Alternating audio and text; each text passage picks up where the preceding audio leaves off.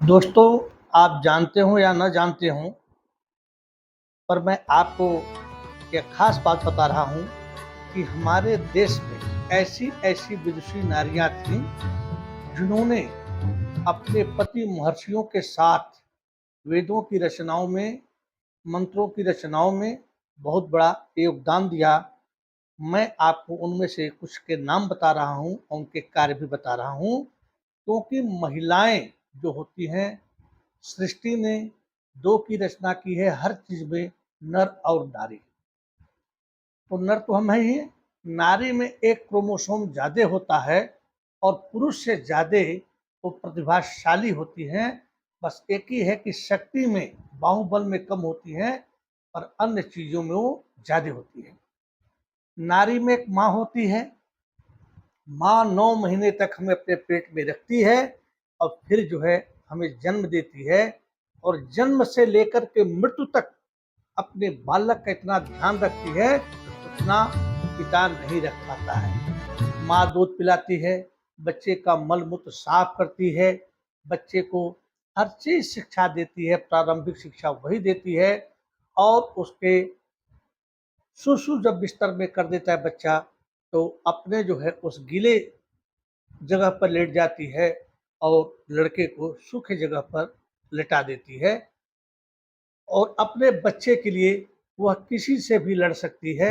जानवरों में भी देखिए कि जब गाय या कोई भी जानवर बच्चा दे देती है, तो अपनी बच्चे की रक्षा के लिए, यहाँ तक कि जंगल में जो नील गाय होती है, वेंडविज जिसको कहते हैं, सुरही गाय कहते हैं, वह शेरों से भी लड़ जाती है, यहाँ तक कि अपना बलिदान दे देती है और अपने बच्चे का प्राणों की रक्षा कर लेती है।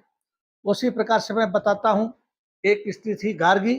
आप फोटो देखिए, राजा जनक के दरबार में इन्होंने ही ऋषि याज्ञवल्क्य से ऐसे ऐसे प्रश्न पूछे कि वहां पर जो सभा बैठी थी, किसी के ऋषि के दिल में ऐसा कोई ही प्रश्न नहीं बचा जो राजा के जनक में याज्ञवल्क्य से कोई अन्य ऋषि पूछ सके। ये मैंने वीडियो बनाया है, आपने देखा है, और उसको ध्यान रखिएगा। इसी याज्ञवल्क्य की एक पत्नी थी मैत्रेयी, इस पर मैं एक वीडियो बनाऊंगा। यह इतनी विद्वान थी कि अपने पति से आत्मा के ऊपर यह चर्चा करती थी और उनसे शास्त्रार्थ करती थी, ज्ञान देती थी और ज्ञान लेती थी। लोपामुद्रा जो थी, महर्षि अगस्त्य की पत्नी, एक दार्शनिक नारी, वैदिक साहित्य में अपना स्थान वो रखती हैं। घोषा है, विशंभरा है, ये भी जो है जिनका नाम वेदों में आता है। वैदिक काल, भारतीय संस्कृत में प्राचीन वैदिक काल से ही नारी का स्थान सम्मानीय रहा है।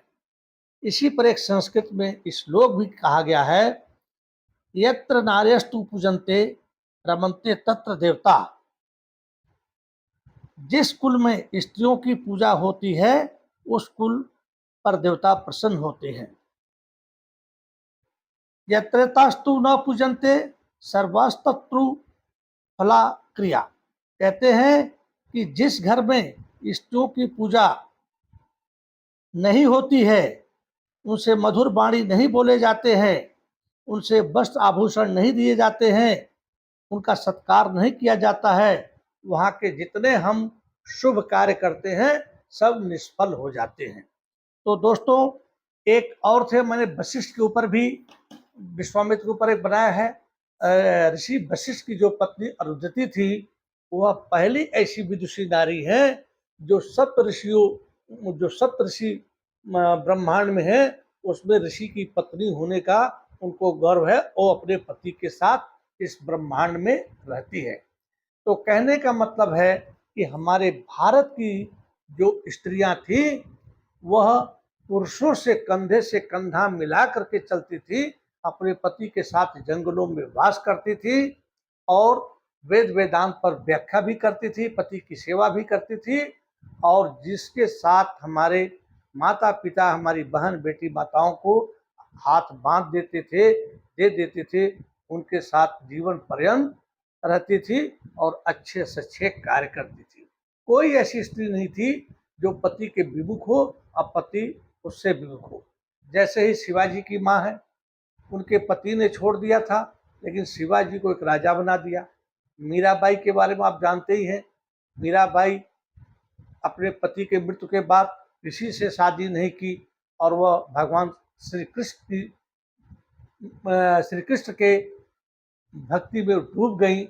और यहाँ तक कि मीरा जब अंतिम में जहर का प्याला पीकर के चली, तो उनका जो है एक पुराना किला था, उसमें कृष्ण की मूर्ति थी, दरवाजा खुल गया, अंदर जो है सशरीर समा गई, उनका एक तारा और एक माला कृष्ण के चरणों पर पड़ा था। तो हमारी जो भारतीय संस्कृति है, और भारतीय संस्कृति में जो हम लोग हैं और हमारी नारियां हैं, चाहे वो माँ स्वरूप हों, बेटी स्वरूप हों, बहन स्वरूप हों, इनका भी उतना ही स्थान है। मैं तो कहूँगा कि पुरुषों से ज़्यादा स्थान है, क्योंकि इनके जो है मतलब सहन शक्ति हम पुरुषों से ज़्यादा है। तो उसी पर एक व्रत आता है स्त्रियों का, बट वृक्ष सावित्री व्रत। बट वृक्ष सावित्री व्रत आता है।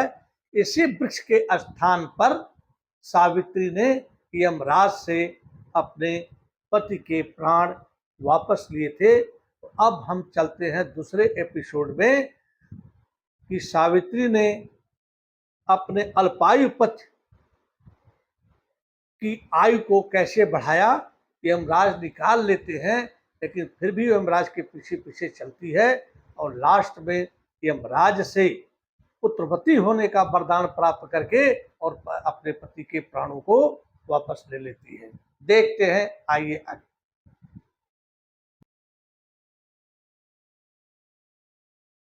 दोस्तों, जय हिंद, जय भारत। ब्रह्ममणि त्रिपाठी का नमस्कार स्वीकार कीजिए। पिछले सती सावित्री एपिसोड में मैंने आपको बताया था कि सावित्री जो है अपने पति के घर सास ससुर के पास आ जाती है। एक देखिए झोपड़ी है, खूब सेवा करती है, खूब सेवा करती है, पर उसके मन में एक चीज कहता रहता है कि मेरे पति की आयु सिर्फ 1 वर्ष है, और अपने एक एक दिन को वह अपने मन में रखी रहती है और गिनती रहती है। बहुत सेवा करती है, और उसके बाद हमेशा जो है सास ससुर की आरती करती रहती है। लेकिन जिस दिन 1 साल पूरा होने वाला है, जिस आज जैसे 1 साल पूरा हो जाएगा, अपने सास ससुर का आरती करती है, पूजा करती है। देखिए एक भजन कैसे गा रही है। मैं कामी हूँ तुम निशिकाम, अरज मेरी सुनी लेना। उसके बाद जो है पूजा करने के बाद, जल देने के बाद सास ससुर को प्रणाम करती है। सास ससुर कहते हैं कि हे सावित्री, तुमने इतनी सेवा की है, हम बहुत प्रसन्न है, हमसे कुछ मांगो। तो सावित्री कहती है कि हे मेरे माता पिता, मैं क्या मांगूं, मुझे तो सब कुछ मिल गया है। आपने हमें अपनी सेवा करने का मौका दिया है, यही मुझे सब कुछ मिल गया है। तो रानी कहती है सत्यवान की माता कि बेटी, हम गरीब जरूर हैं, लेकिन दिल के गरीब नहीं हैं, दिल के अमीर हैं। तुम जो कुछ मांगो हम तुम्हें देंगे। तो सावित्री कहती है कि हे माता, यदि आपको कुछ देना ही है तो आज हमारे शादी के 1 साल पूरे हो रहे हैं। मैं अपने पति के साथ वन विहार करने के लिए जाना चाहती हूँ, आप हमें आज्ञा दीजिए। राजा ने कहा, ये तो बहुत ही उत्तम है, और आज तुम्हारा 1 साल शादी का हो रहा है, तो तुम खुशी खुशी जाओ बेटी। तब तक रानी कहती है, जाओ और पत्नी धर्म निभाओ और उसके काम में हाथ बटाना। उसके बाद ये चल देते हैं।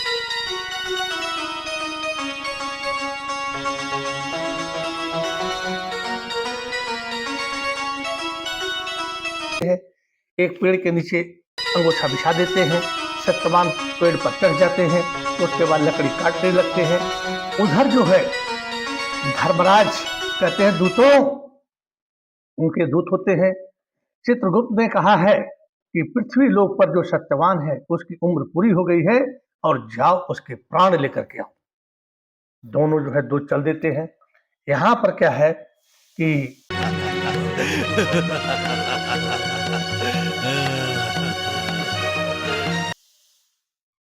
सत्यवान पेड़ पर रहता है, उसी समय उस जैसे दूत चलते हैं तैसे इसके सर में बहुत तेज दर्द होता स्वामी, क्या हुआ आपको स्वामी? क्या आपके कहीं चोट लग गई स्वामी? क्या हुआ? है। कहता आह देखिए आप लोग। तो सावित्री कहती है क्या हुआ प्राणनाथ, आपको कहीं चोट तो नहीं लग गई? क्योंकि कुल्हाड़ी चला रहे हैं भाई, कुल्हाड़ी से चोट लग सकता है। उसके बाद कहती है कि ऐसा करो, कुल्हाड़ी फेंक दो, नीचे आ जाओ। फिर दोबारा इसके सर में दर्द होता है। कहता है ऐसे लग रहा है कि मेरा सर फटा जा रहा है। फिर वो क्या करता है, कुल्हाड़ी नीचे फेंकता है और नीचे उतर आता है और जो अंगोछा बिछाया रहता है उस पर लेट जाता है। इतने में ही सावित्री क्या करती है कि अपने पति का सर अपने गोद में रख लेती है और यमदूत जो है यहाँ पर आ जाते हैं। अभी ये काम चल ही रहा होता है, तब तक पीछे जो राजा होते हैं, जो सत्यवान के ससुर होते हैं, वो क्या है, धुमतसेन और माता सैब्या, जो कुटिया में सत्यवान के जो माता पिता जो हैं, तो सावित्री के जो राजा मध्य देश के राजा जो है अश्वपदेव होते हैं और उनकी पत्नी मालती होती है, कुछ अपने अनुचरों के साथ अपनी पुत्री से 1 साल होता है ना, सालगिरह जैसे मनाया जाता है, ये लोग आ जाते हैं और सावित्री सावित्री पुकारते हैं। तो सत्यवान के माता पिता जो है धुत्मसेन और माता सैब्या बाहर आती है। कहती कौन? तो कहते हैं कि हम समधी जी हैं। आइए आइए आइए बैठिए। तो बातें होती है अभी खड़े खड़े ही, तब तक कहते हैं कि सावित्री और सत्यवान कहीं नहीं दिखाई दे रहे हैं। ये कहते हैं कि वो जंगल में गए हुए हैं और लकड़ी काटने के लिए। उसके बाद ये लोग बातें करते रहते हैं। अब वहां पर क्या होता है कि यमराज के दूत वायु मार्ग से आते हैं और सत्यवान से कुछ दूरी पर वायु में खड़े हो जाते हैं। देखिए आप लोग उसके बाद एक जो है दूत अपने हाथ को ऐसे करता है, वहां से लाइट निकलती है, मतलब मृत्यु पास निकलता है और सत्यवान के सीने से भी कुछ ही दूर पर जा करके वहीं पर उसका प्रताप कम होने लगता है।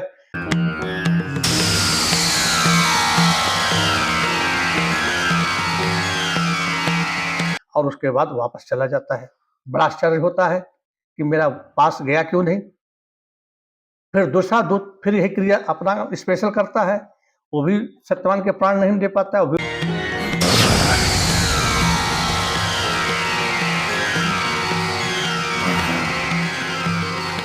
तो वापस आ जाता है। ये दोनों घबरा जाते हैं, यम लोग को भागते हैं यम लोग को भागते हैं। वहां यमराज कहते हैं कि लाए सत्यवान के प्राण। कहते अरे प्रभु, हम उसके सत्यवान के प्राण ला ही नहीं सकते हैं। क्यों? कहते क्यों? कहा कि उसके प्राण जो है, मतलब उसका जो शरीर है वो सावित्री के गोद में है और वो ओरा, मतलब एक घेरा उसने सुरक्षा कवच बना हुआ है, जिससे कि हमारे दोनों लोगों के पास वहां पर गए और वापस आ गए, पास कुछ नहीं कर पाए। जब राज कहते अरे मृत्यु लोक में ऐसा कौन सी स्त्री है जो इतनी पतिव्रता है कि हमारे जूतों के पास काम नहीं किए और वापस आ गए, अब मुझे स्वयं जाना पड़ेगा। यमराज भैंसे पर बैठते हैं और चल देते हैं। अब वहां पर आते हैं, सावित्री अपने पति का सर जो है गोद में रखी हुई है, अभी वो बेहोश है। तो देखते हैं, मतलब भाई वो तो धर्मराज और यमराज दोनों एक ही नाम है। तो कहते कि अरे इसके प्राण तो कोई नहीं ले सकता, मैं क्या हूं, जब तक इस सती औरत की गोद में उसके पति का सर है कोई नहीं ले सकता है। इसलिए कहता हूं हमारे सनातन धर्म की माताओं बहनों बेटियों को भी अपने सनातन धर्म की चीजें पढ़नी चाहिए, जिससे शिक्षा ले सकें कि हमारा परिवार कैसे मजबूत रहेगा और कैसे हम अपने पति के साथ रहेंगे। जीवन तो कुछ दिन का ही होता है दोस्तों, आप चाहे कुछ भी कर लें, लेकिन एक दिन बुढ़ापे में फिर कोई नहीं पूछता है।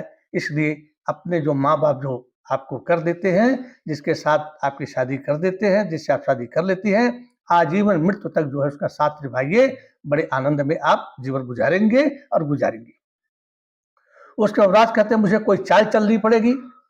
यमराज क्या करते हैं, एक गर्मी निकालते अपने हाथ से, सत्यवान के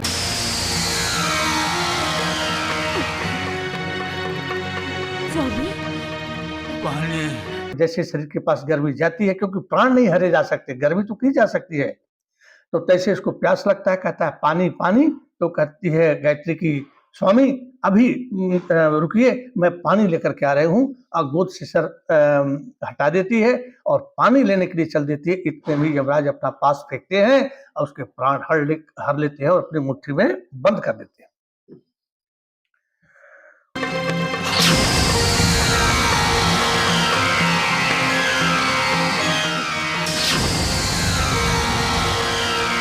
उसके बाद क्या होता है कि सावित्री पानी लेकर के आती है, पति के मुंह में डालती है, प्राण निकल चुके होते हैं दोस्तों। और उसके बाद जो है पानी नहीं जाता है, तब वो समझ जाती है कि कोई छल से मेरे पति के प्राण हर लिया है। तो कहती है, ये सती नारी की आन है, जिसने भी मेरे पति के प्राण छीन लिए हैं। मेरे सम्मुख प्रकट हो जाओ, नहीं तो भयंकर परिणाम होगा। गुस्से में आकर के, जिसने भी मेरे पति के प्राण हरे हैं, लिए हैं, सामने प्रकट हो जाए, नहीं तो इसका परिणाम बड़ा भयंकर होगा। क्योंकि वो माँ गायत्री की पूजा की है, पुजारी है, माँ गायत्री के मंत्र को सिद्ध कर चुकी है। तो गायत्री से बड़ा तो कोई है ही नहीं। क्योंकि मैंने अपने एपिसोड में विश्वामित्र का जो बनाया था, वो गायत्री के ही प्रताप से बहुत कुछ उन्होंने किया। और आज जो हम लोग मंत्र पढ़ते हैं, वो विश्वामित्र का ही उत्पन्न किया हुआ मंत्र है। यमराज डर जाते हैं, सामने प्रकट हो जाते हैं, कहते हैं सावित्री, मैंने ही तुम्हारे पति का प्राण लिया है, शांत हो जाओ, क्योंकि तुम्हारे पति की आयु पूरी हो चुकी है। तो कहती है कि आपने छल से प्राण लिया है। जब तक मेरे पति का सर मेरे गोद में था, तब तो आपने नहीं लिया, लेकिन माया शक्ति से आपने इनको प्यास लगवा दिया। मैं पानी लेने गई, इनका सर मेरे गोद से हटा और आपने जो है प्राण हर लिए। आप धर्मराज हैं, आपको धर्म के अनुसार काम करना चाहिए। तो धर्मराज कहते हैं कि देखो सावित्री, ये मृत्युलोक है, इस मृत्युलोक में जितने प्राणी हैं इस पृथ्वी पर जो दिखाई देते हैं, सबकी एक आयु होती है, सबको मरना होता है, ये हम लोग जाना पड़ता है, अपने कर्मों का लेखा जोखा होता है। इसलिए जो है उस कार्य में यदि मुझे अधर्म का भी सहारा लेना पड़ा है, तो अधर्म नहीं है, वो धर्म है, क्योंकि प्रकृति का नियम है। वो कहती है आपकी प्रकृति का नियम है, आप धर्मराज हो, लेकिन धर्म से ही काम करना है। और उसके बाद जो है वह वायु मार्ग से भैंसे पर बैठे हुए चल देते हैं।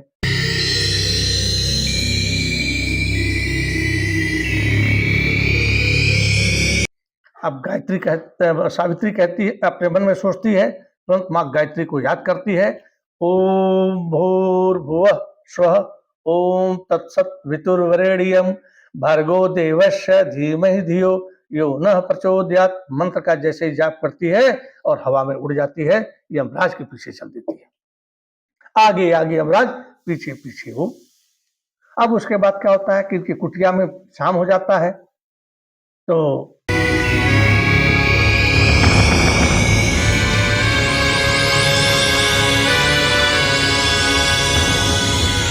राजा जो है अश्वपति कहते हैं कि अभी तक सत्यवान और सावित्री नहीं आए हैं। तो ये कहते हैं कि ठीक है। इनके पिता कहते हैं, सत्यवान कहे कि मैं चलता हूँ ढूंढने के लिए। कहते हैं आप कैसे ढूंढेंगे, आपको तो दिखाई नहीं देता है। कहते हैं नहीं, आंखें गई है पर मन की आंखें हैं, मैं ढूंढूंगा। सब लोग ढूंढने चल देते हैं। सत्यवान सत्यवान कहते हैं, सावित्री सावित्री कहते हैं। और इधर जो है यमराज प्राण लेकर जा रहे हैं, सावित्री इनके पीछे पीछे वायु मार्ग से चलती जा रही है। फिर एक जगह यमराज रुकते हैं, अपने मन में कहते हैं कि तुम्हारे पतिव्रता को देख करके मेरे मन में ऐसा आ रहा है कि मैं तुमको प्रणाम करूं, लेकिन यदि मैं प्रणाम करता हूं तो मेरी कमजोरी है, मैं ऐसा नहीं करूंगा। अब दोस्तों क्या होता है कि कहते हैं कि यमराज कि हे सावित्री, तुम मेरा पीछा क्यों कर रही हो? मैं तो नियम पूर्वक काम कर रहा हूं। कहती है मैं पीछा थोड़ा कर रही हूं, मैं तो अपने पति की पीछा कर रही हूं, जिसके प्राण आप लिए हो। मैं तो अपने पति के पीछे। यमराज कहते हैं कि तुम जानती हो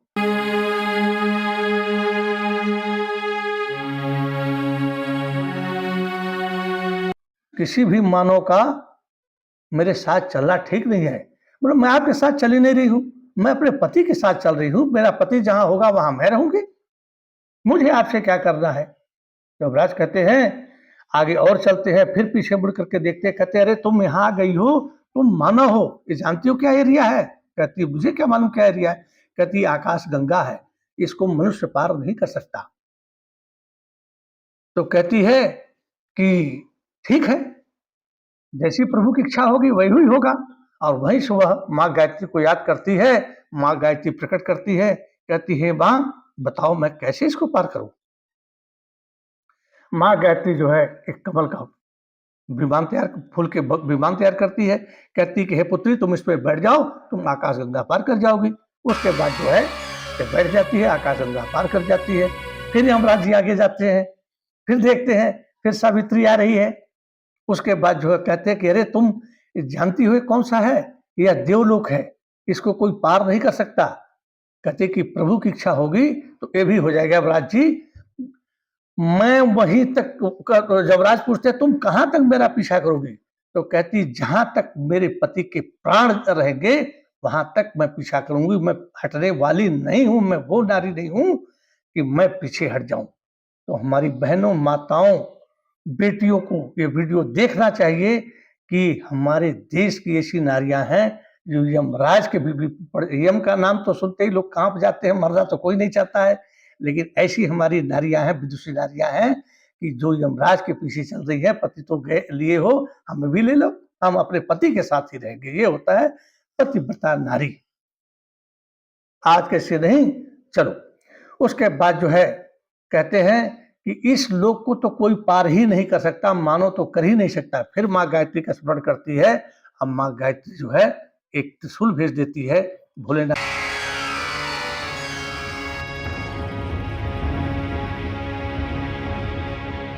का त्रिशूल, उस पर बैठती है और पार कर जाती है।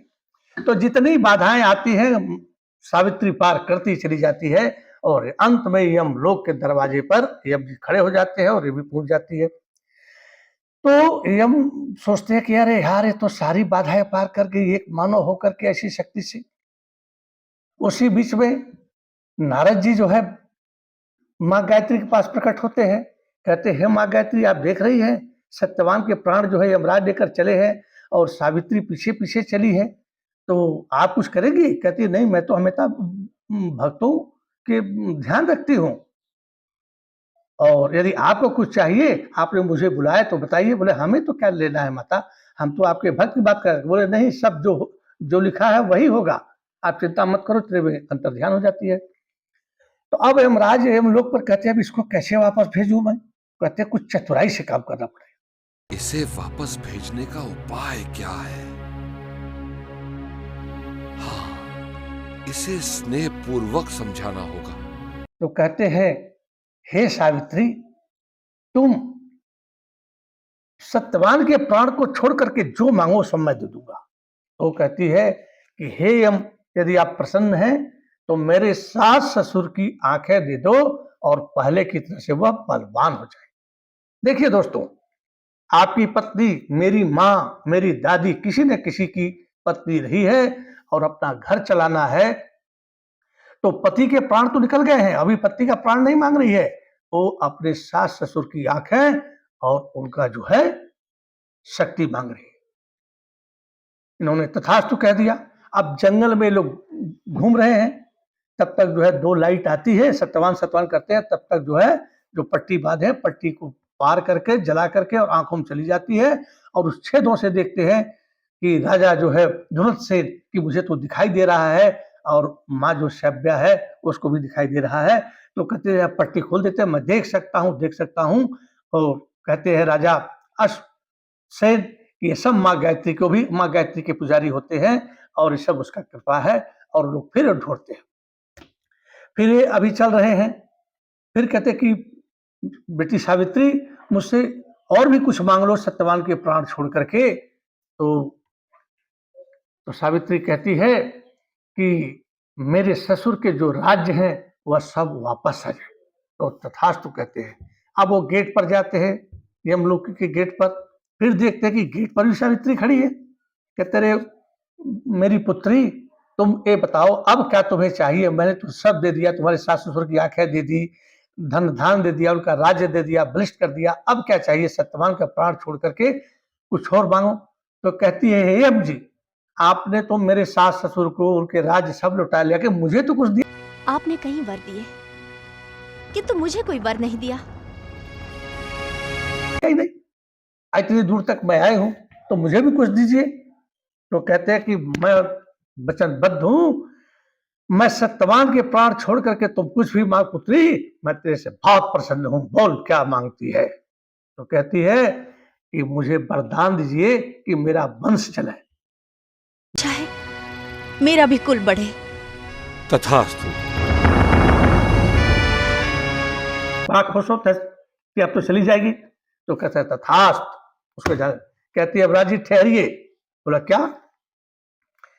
आपने मुझे वरदान दिया है कि मेरा कुल चले, मेरा परिवार चले, लेकिन पति के प्राण लेकर आप जा रहे हैं। एक सती नारी का कुल तभी चलेगा, वंश तभी चलेगा जब उसका कौन सी पतिव्रता नारी अपने पति के बिना कुल बढ़ाने की इच्छा करेगी?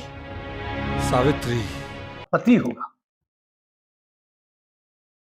अब दोस्तों जब राज शक हो जाते हैं, आश्चर्य को तो आ कर देते हैं कि अरे ये क्या हमने वरदान दे दिया, तथास्तु कर दिया।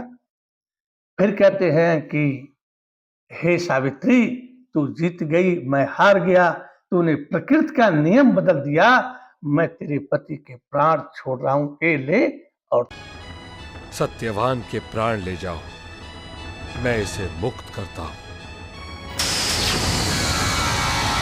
तू जा। तो ये होता है इस सती का तप। देखो सतियों का सत बलवान रे, जिसे हारे हुए हैं भगवान रे। तो सतियों का जो बल होता है ना, उससे भगवान भी हार जाते हैं। तो हम आपको अपने सनातन धर्म के बारे में वीडियो बनाते हैं, बनाते रहेंगे। आप लोग देखते रहिए, लाइक सब्सक्राइब करते रहिए। और यह जो है नर और नारी नौजवानों को और उनकी पत्नियों को या अपनी बेटियों को, अपनी माताओं के लिए वीडियो है कि वह देखें कि कैसे अपने पतिव्रता धर्म निभाते हैं। और नौजवानों से भी मैं कहता हूं कि आप भी अपनी पत्नी के प्रति वफादार रहिए, जीवन आपका स्वर्ग बन जाएगा। दोस्तों उसके बाद ये चल देती है, प्राण सत्यवान के आ जाता है।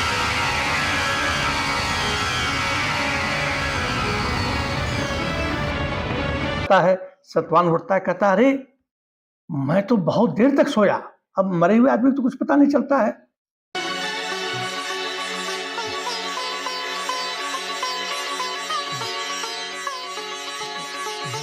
तो कहती हाँ प्राणनाथ, आप बहुत देर तक। सावित्री, लगता है कि बहुत देर तक मैं सो रहा था।